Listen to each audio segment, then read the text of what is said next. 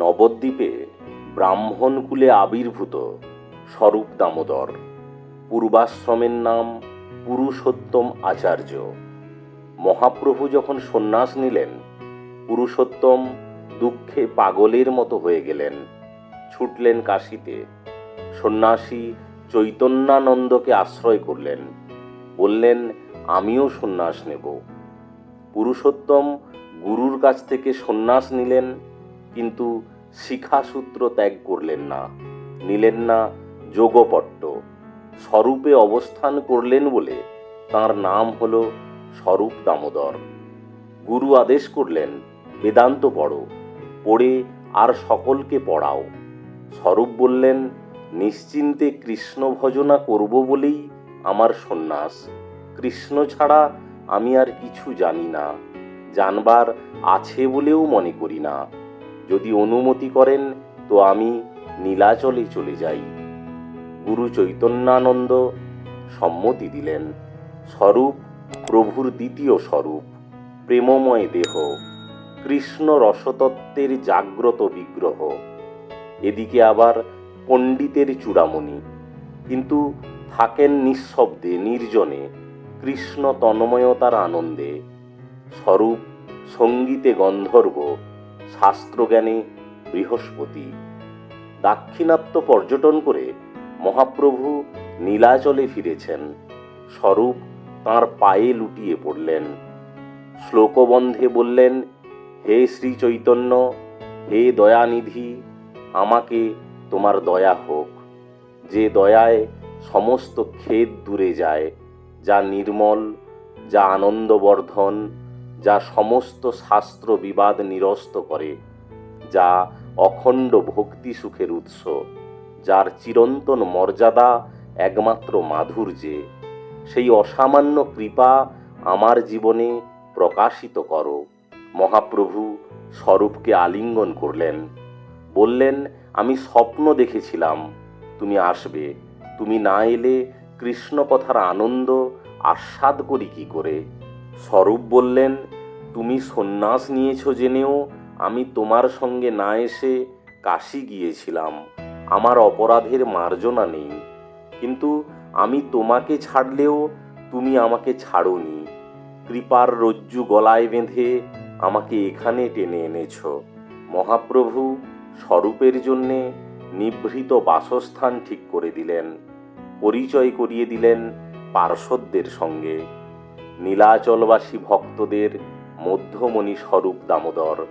প্রভুর একদিকে গোবিন্দ ও কাশীশ্বরের মতো সেবক, আরেকদিকে রামানন্দ এবং সার্বভৌমের মতো ভক্ত। স্বরূপ এক অঙ্গে দুই রূপ, কখনো ভৃত্য, কখনো অন্তরঙ্গ, কখনো পরিচারক, কখনো সাধ্য সাধন সঙ্গী। স্বরূপ দামোদর পার্শ্বদের শিরোমণি। সন্ন্যাসী পার্শ্বদ যত ঈশ্বরের হয়, দামোদর স্বরূপ সমান কেহ নয়। স্বরূপের পাণ্ডিত্যে শুধু নয়, তাঁর রসবোধ ও ভক্তি সিদ্ধান্তেও মহাপ্রভুর সবিশেষ শ্রদ্ধা। কেউ কোনো গ্রন্থ বা গীত অথবা শ্লোক রচনা করে প্রভুকে শোনাতে এলে প্রথমেই স্বরূপ পরীক্ষা করে দেখবেন এতে ভক্তির কোনো বিরুদ্ধ কথা আছে কিনা, আছে কিনা রসাভাস। রচনা শুনে প্রভু আনন্দিত হবেন কিনা তিনি বিচার করবেন। যদি স্বরূপ বোঝেন রচনা শুদ্ধ, ভক্তি সিদ্ধান্তের অনুকূল, তবেই প্রভুকে শোনাবার অনুমতি দেন। বিপরীত হলে তা প্রত্যাখ্যান করেন। তাই ভগবান আচার্যের ভাই গোপালের বেদান্ত ভাষা শুনতে চাননি স্বরূপ। বঙ্গকবির নান্দি শ্লোকের ব্যাখ্যাকে অগ্রাহ্য করে দিয়েছেন। গৌড়ীয় ভক্তেরা নীলাচলে পৌঁছলে প্রভু স্বরূপ আর গোবিন্দকে বললেন, তোমরা ওদের মালা প্রসাদ দিয়ে অভ্যর্থনা করো। তাই করলেন দুজনে। এমনি চলে প্রতি বছর। মালা প্রসাদ নিয়ে ভক্ত সংবর্ধনার অধিকারী গোবিন্দ আর স্বরূপ দামোদর। ভক্তদের প্রসাদ ভোজনে পরিবেশনের ভারও স্বরূপের ওপর। মহাপ্রভুর তো শুধু ভগবত ভাব নয়, তাঁর আবার ভক্ত ভাব। তিনি জগন্নাথের জন্যে মন্দির মার্জন করতে চান। জগন্নাথ আসবেন বলে এই সেবাই তো ভজন। জীবকে ভজন শেখাবার জন্যেই তো প্রভুর ভক্ত ভাব। যেখানে প্রীতি সেখানে শ্রম শ্রম নয়, কষ্ট কষ্ট নয়, সে কাজে হীনতাও নেই, মলিনতাও নেই। আর ভগবত ভাবে ভগবান কি শুধু সেবা নেবেন, দেবেন না একটু আধটু? সেবা পাওয়ার চেয়ে সেবা করাই কি বেশি আনন্দ নয়? তাই অধিকতর আনন্দ পাবার লোভে মহাপ্রভু হীন সেবা মেগে নিলেন। যে বড় সেই পারে হীনতম সেবা করতে। প্রভুকে দেখে সকলে শেখে। সুতরাং 100 নতুন ঘট আর 100 নতুন ঝাঁটা নিয়ে এসো, প্রভু আদেশ করলেন।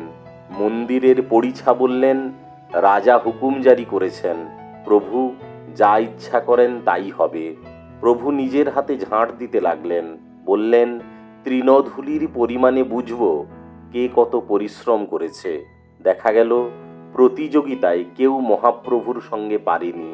প্রভুর সংগৃহীত আবর্জনার ভারই সকলের চেয়ে বেশি। এবার তবে ঘটে করে জল আনো। জল আনা ঢালা অধিকতর পরিশ্রমের কাজ। প্রভু 5 জনকে রেহাই দিলেন, অদ্বৈত, পরমানন্দ, ব্রহ্মানন্দ, নিত্যানন্দ আর স্বরূপ দামোদর। কে একজন এসে হঠাৎ মহাপ্রভুর পায়ে জল ঢেলে সেই জল পান করে ফেলল। প্রভু রুষ্ট হলেন, যেন সমস্ত দায় দায়িত্ব স্বরূপের। স্বরূপকে ডেকে বললেন, দেখো এর ব্যবহার। ঈশ্বর মন্দিরে কিনা আমার পা ধোয়ালো আর সেই জল নিজে পান করলো। এই অপরাধে আমার কি গতি হবে? লোকটার ঘাড় ধরে তাড়িয়ে দিল স্বরূপ। কোথায় যাবে? সুবুদ্ধি সরল সেই লোক ফিরে এলো মহাপ্রভুর কাছে। বলল, আমি অজ্ঞ মূর্খ, ব্যবহার জানি না, আমাকে ক্ষমা না করলে চলবে কি করে? প্রভু তুষ্ট হলেন। ক্ষমায় এবং করুণায় তাঁর আঘাতের উপশম করে দিলেন। প্রভু যখন মন্দিরে যান, স্বরূপ দামোদর তখন তার পার্শ্বচর। রথযাত্রায় কীর্তনের প্রথম সম্প্রদায়ের প্রধান কীর্তনিয়া স্বরূপ। শুধু গানে নয়, মৃদঙ্গ বাদনেও স্বরূপ অদ্বিতীয়। কীর্তনের উন্মাদিনী সুরনির্ঝরিণীর উৎসও এই স্বরূপ। প্রভুর মনোমতো শাস্ত্র শ্লোক উদ্ধার করে প্রভুর কর্ণপিপাসা তৃপ্ত করার অধিকারও এই স্বরূপ দামোদরের। রথের সামনে তাণ্ডব নৃত্য করছেন প্রভু। নৃত্যের শেষে স্বরূপকে বললেন, স্বরূপ গান গাও। স্বরূপ প্রভুতে আবিষ্ট হয়ে গান করেন, আর প্রভু রাধা বেশে মাটিতে বসে অধোমুখে নখের আঁচড় কাটেন। পাছে আঙুলে ক্ষত হয়, স্বরূপ বাধা দেন। কতক্ষণ বসে থাকবেন? উন্মাদ ঝঞ্ঝায় প্রভুর হৃদয়স্থ আনন্দ সিন্ধু উত্তাল হয়ে ওঠে। ভাব পুষ্প ফুটে ওঠে শরীরে। যে দেখল সেই কৃষ্ণ প্রেমে আপ্লুত হলো। স্বরূপের মুখে লক্ষ্মী আর গোপীর কথা শুনছেন প্রভু, বৈকুণ্ঠ আর বৃন্দাবনের কথা। মহাপ্রভুই যে রাধা ভাবদূতী সুবলিত শ্রীকৃষ্ণ, এ তত্ত্বের সার্থক বোদ্ধা এবং ব্যাখ্যাতা বুঝি এই স্বরূপ দামোদর। মহাপ্রভু যখন গৌড়ে যাচ্ছেন তখনও স্বরূপ তাঁর সঙ্গী। যখন ঝাড়খণ্ডের পথে বৃন্দাবন যাত্রার কথা ভাবছেন তখনও পরামর্শ এই স্বরূপের সঙ্গে। সকালে উঠে প্রভুকে না দেখে ভক্তরা যখন ব্যাকুল হয়ে অন্বেষণ করতে ছুটল, তখন স্বরূপই তাদের নিবৃত্ত করলেন। প্রভুর ইচ্ছা নয় কেউ তাকে অনুসরণ করুক। স্বরূপ ছাড়া আর কার কথায় ব্যাকুল ভক্তদল নিবৃত্ত হবে? বৃন্দাবন থেকে মহাপ্রভু নীলাচলে ফিরলে স্বরূপই নবদ্বীপে খবর পাঠালেন। তারপর চালে গোঁজা তালপাতায় লেখা রূপ গোস্বামীর শ্লোক যখন আবিষ্কার করলেন, তখন প্রভু তা পড়তে দিলেন স্বরূপকে। দেখো তো কি সুন্দর লিখেছে। 12 দিন পায়ে হেঁটে, তার মধ্যে মাত্র 3 দিন খেতে পেয়ে রঘুনাথ পৌঁছেছেন নীলাচলে। স্বরূপকে প্রভু বললেন, এর বাপ আর জ্যাঠা একমাত্র বিষয়কেই সুখসেব্য মনে করে। তাদের অনেক দান ধ্যান আছে বটে, কিন্তু কৃষ্ণ কামনা নেই, কৃষ্ণ ভক্তি নেই। বিষয়ের এমনই স্বভাব মানুষকে অন্ধ করে রাখে। রঘুনাথকে কৃষ্ণ সেই বিষয় থেকে উদ্ধার করে নিয়ে এলেন, কিন্তু দেখেছ ছেলেটা কিরকম রোগা হয়ে গেছে, মুখখানি ম্লান। স্বরূপ, তুমি এর ভার নাও, একে তুমি তোমার ছত্রভৃত্য রূপে অঙ্গীকার করো। আজ থেকে এর নাম হলো স্বরূপের রঘুনাথ বলে রঘুনাথের হাত ধরে স্বরূপের হাতে তুলে দিলেন। স্বরূপ বললেন, তাই হবে। এক রাতের অলৌকিক ঘটনা। গম্ভীরায় ভেতরে প্রভু শুয়েছেন, দ্বার প্রান্তে শুয়েছেন গোবিন্দ আর স্বরূপ। রোজ রাতে কৃষ্ণ নাম কীর্তন করে প্রভু জেগে থাকেন। আজ নিঃশব্দ। কেন, কি হলো? দরজা খুলে দুজনে ভেতরে গিয়ে দেখলেন প্রভু নেই। ভেতর দিকের 3টি দরজা বন্ধ, অথচ প্রভু অন্তর্হিত। মশাল জেলে খুঁজতে বেরোলেন স্বরূপ, সঙ্গে আরও অনেকে। দেখলেন জগন্নাথের মন্দির প্রাঙ্গণের বাইরে সিংহদ্বারের উত্তরে প্রভু পড়ে আছেন। কিন্তু এ কি বিস্ময়! প্রভুর দেহ 5-6 হাত দীর্ঘ হয়ে গেছে, হাত পা প্রায় 3 হাত করে লম্বা, সমস্ত অস্থি গ্রন্থি শিথিল, হাড়গুলো আলগা হয়ে গেছে। শুধু গায়ের চামড়াই এই বিচ্ছিন্ন গ্রন্থির মধ্যে সংযোগ রেখেছে। দেহ চেতনাহীন, নিঃশ্বাস পড়ছে না, চোখ শিবনেত্র হয়ে আছে, লালা ঝরছে মুখ দিয়ে। দেখে সকলে শোকে দুঃখে বিমূঢ় হয়ে গেল। স্বরূপ প্রভুর কানের কাছে কৃষ্ণ নাম করতে লাগলো। ধীরে ধীরে কৃষ্ণ নাম প্রভুর হৃদয়ে প্রবেশ করল। ফিরে এলো বাহ্য জ্ঞান। অমনি হরিবোল বলে প্রভু গর্জন করে উঠলেন। খুব দ্রুত স্বাভাবিক হয়ে উঠলেন প্রভু। স্বরূপকে জিজ্ঞেস করলেন, এ আমরা কোথায়? বাড়ি চলো, সব বলছি তোমাকে। প্রভুকে ধরাধরি করে সবাই বাড়ি নিয়ে এলো। বলল তার অন্তর্ধানের কথা, দেহ বিস্তারের কথা। প্রভু বললেন, কি আশ্চর্য, আমার তো কিছুই মনে পড়ছে না। শুধু এইটুকু মনে আছে, যেন দেখলাম কৃষ্ণ আমার সামনে দাঁড়িয়ে আছেন। বিদ্যুৎ প্রায় দেখলাম, দেখা দিয়েই আবার মিলিয়ে গেল। আরেকদিন প্রভু চটক পর্বতকে গোবর্ধন ভেবে ছুটলেন প্রেমাবেশে। শীতল জলে এবং শীতলতর কৃষ্ণ নামে স্বরূপ প্রভুকে সুস্থ করলেন। গোবর্ধন থেকে আমাকে এখানে কে নিয়ে এলো? স্বরূপকে জিজ্ঞাসা করলেন প্রভু। বললেন, আমার কৃষ্ণলীলা দেখা শেষ হলো না। কেন তোমরা অনর্থক কোলাহল করে উঠলে? আমাকে এখন উপায় বলে দাও, কি করলে, কোথায় গেলে পাবো আমার কৃষ্ণকে? আরেকদিন উদ্যান দেখে প্রভু বৃন্দাবন ভাবলেন। স্বরূপকে বললেন, আমাকে গান শোনাও, যাতে আমার বিরহ দুঃখের উপশম হয়। স্বরূপ গীত গোবিন্দম শোনাতে বসলেন। কখনো বা শোনান বিদ্যাপতি, কখনো বা চণ্ডীদাস। আরেকদিন মধ্যরাতে প্রভুর কোনো শব্দ না পেয়ে গোবিন্দ স্বরূপকে ডেকে আনলো। মশাল জেলে খুঁজতে লাগলো দুজনে। দেখলো 3 দুয়ার পেরিয়ে সিংহদ্বারের বাইরে যেখানে কতকগুলো গরু ছিল, সেখানে প্রভু মূর্ছিত হয়ে পড়ে আছেন। কিন্তু এ তাঁর কি আকৃতি!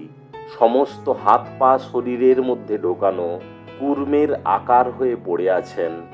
গরুগুলো প্রভুর গা শুঁকছে। প্রভুকে দূরে সরিয়ে নিয়ে গেলেও তাঁর সঙ্গ ছাড়ছে না। প্রভুর মুখে ফেনা, অঙ্গে পুলক রোমাঞ্চ, নয়নে অশ্রুধারা। অনেক কৃষ্ণ কীর্তনের পর প্রভুর বাহ্য জ্ঞান ফিরে এলো। সঙ্গে সঙ্গে হাত পা বেরিয়ে এলো ভেতর থেকে। যথাযোগ্য শরীর পেয়ে প্রভু এদিক ওদিক তাকাতে লাগলেন। স্বরূপকে জিজ্ঞাসা করলেন, আমাকে তোমরা এ কোথায় নিয়ে এলে?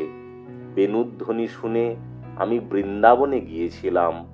ব্রজেন্দ্র নন্দন রাধিকাকে সংকেত ধ্বনিতে কুঞ্জ ঘরে নিয়ে যাচ্ছে।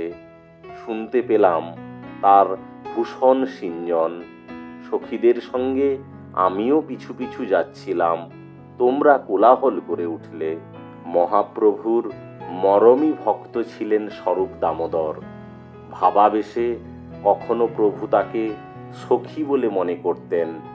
স্বরূপের নিজের ইন্দ্রিয়ে প্রভু তার নিজের ইন্দ্রিয় আবিষ্ট করে স্বরূপের গীতসুধা আস্বাদন করেন। স্বরূপের কায় মন বাক্য প্রভুতে আবিষ্ট। স্বরূপ দামোদর প্রভুর দ্বিতীয় কলেবর। মহাপ্রভুর শেষ লীলায় কর্তা ছিলেন স্বরূপ দামোদর। মহৎ জীবনের মশালের আগুন থেকে নিজের জীবনের প্রদীপটুকু জ্বালিয়ে নিতে ভুল করবেন না। এখনই সাবস্ক্রাইব করুন মোর এয়ার মোর লাইট চ্যানেলটিকে। আরও বাতাস, আরও আলোতে ভরে উঠুক সবার জীবন।